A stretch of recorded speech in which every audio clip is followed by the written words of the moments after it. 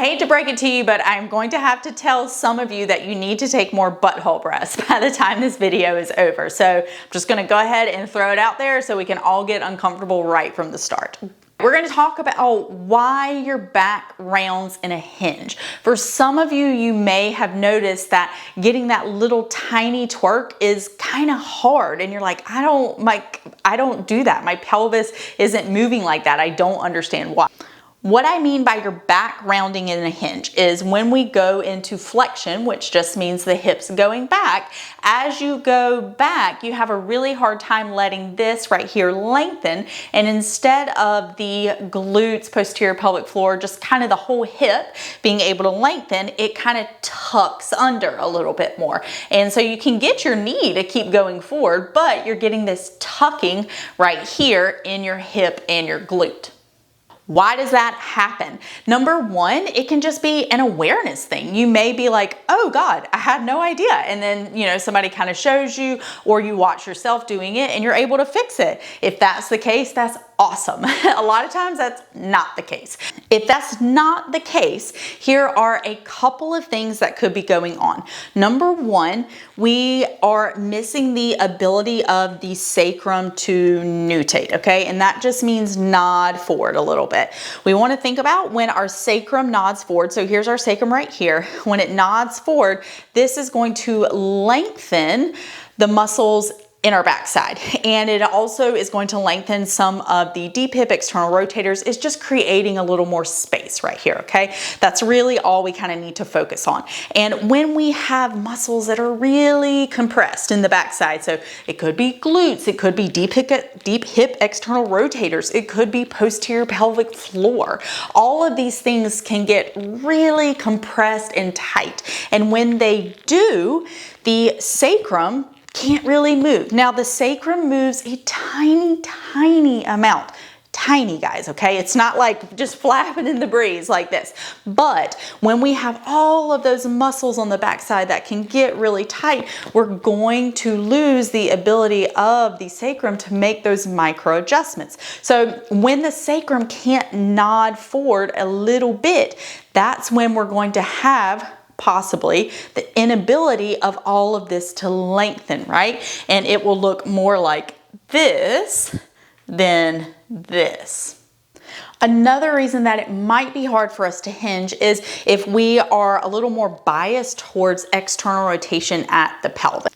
Many times early postpartum, we are definitely biased towards more external rotation. So as we go through pregnancy, the pelvis has to widen at the inlet, and that's the top. And you can just think about, like, at the very end of pregnancy, you're walking like this, right? Like it's just kind of like a waddle. And you can almost see how like this kind of pelvis would be the kind of pelvis that would waddle, right? Like we're not going to be making really like sharp turns at the end of pregnancy. We're going to be kind of like making roundabouts versus sharp turns. So when we have this more externally rotated pelvis like such, number one, that makes it harder for the sacrum to nod forward like we just talked about, but it also makes it harder to hinge for many of the same reasons that I just went through with the sacrum.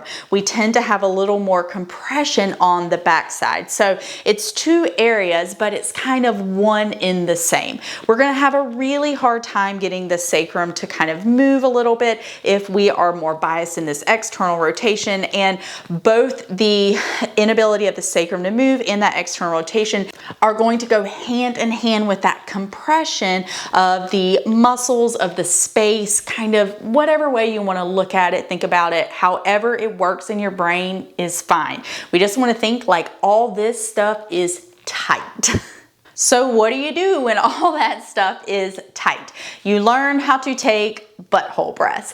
And butthole breaths are just a catchy way, it makes people pay attention, of saying releasing your posterior pelvic floor. So yes, we need to release the posterior pelvic floor, but we also need to restore the position of the pelvis. And we'll go through that a little bit more as we go along. Right now, all I want you to understand is that if you are having a really hard time getting into that nice hinge and letting this lengthen right here. So if I've told you like, oh, you need to like, have a little bit more of a tiny twerk, and you're like, I don't get, like, why can't I I don't know, mine like is so round. Then we need to start understanding how to let things go from the inside out, okay? When we're able to let the posterior pelvic floor go, it tends to kind of create a ripple effect. We want to think about, you need to be able to breathe into your anterior pelvic floor and your posterior pelvic floor. They are two sections, if you will, but we need to be able to make sure that on inhales where we are trying to sense this, that we can actually feel the space in between our sits bones kind of spreading apart. And on exhales, we should feel a really subtle, gentle lift. If you have really been struggling with rounding and you're like, I am not lengthening my glutes, I know it's not happening, then here is one thing that you can try just to make sure that you can sense your posterior pelvic floor having the ability to just relax. You can use a chair, couch, whatever. This is just kind of like a tall box. And knowing that sometimes when we do things in a bilateral position, and that just means two legs at the same stance versus a unilateral. So I have had you guys doing more of a unilateral position, a stagger stance. It can be a little harder in that bilateral stance just because we have two sides of our pelvis and they don't do exactly the same thing, okay? So just throwing that out there so you guys can be aware. We're gonna get into this position right here, and all you're gonna do is you're gonna take your forearms and you're just gonna rest them on whatever surface that you're using. I don't really care, you know, kind of like what position they're in, anything like that. I do think it would be really nice if you kind of let your palms face the ceiling and you have your forearms parallel to each other like such, instead of doing this right here. It's just gonna promote a little more expansion in your chest. Okay, so we have the forearms parallel to each other and the palms are facing the ceiling. Now from here, what I want you to do is squeeze your butt underneath you. So like literally like tuck it way under. So squeeze it and then I want you to let it go. Like twerk, twerk, twerk, okay? And then you're gonna squeeze and then you're gonna let it go, because I want you to feel the difference between glutes that are squeezed and really compressed under and then glutes that are just letting go and kind of flapping in the breeze.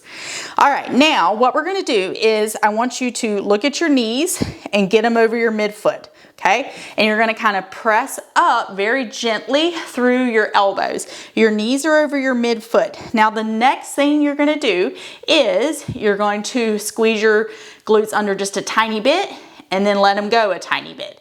Squeeze under a tiny bit and let them go a tiny bit. You want to watch yourself doing this because you're gradually going to decrease the amount that you squeeze and let go, and you're just gonna stop in more of that tiny twerk position. So you can see here, I'm not squeezed under, okay? It does not look like my tailbone is tucked under me.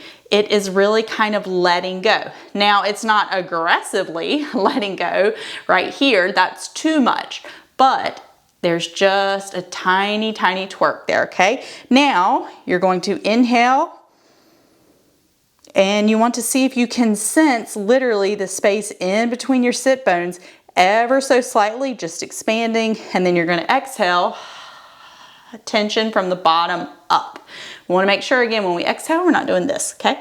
Tension from the bottom up, and then inhale. So it should feel kind of like right here. When you inhale, there's a reason it's called a butthole breath. All right, so that is yours to practice. If you know that you are one of the people that has been doing this a lot more than being able to get this to lengthen. I'll see you in the next video.